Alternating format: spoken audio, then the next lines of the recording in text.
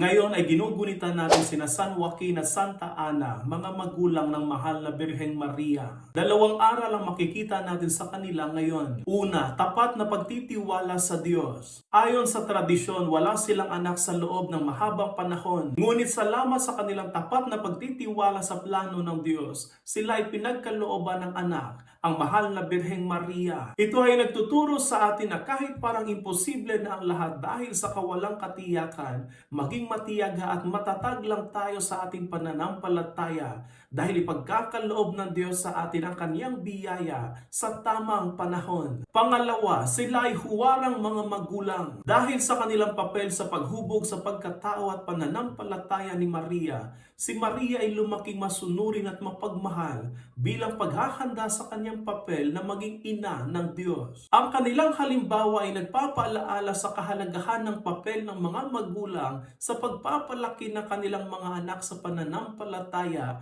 at pagiging masunurin nila sa kalooban ng Diyos. Sikapin nawa nating tularan ang kanilang mga halimbawa sa ating mga pamilya kung saan ang pananampalataya ay isinasabuhay at ang pagmamahal ng Diyos ay nararanasan. San Joaquin at Santa Ana, ipanalangin ninyo kami.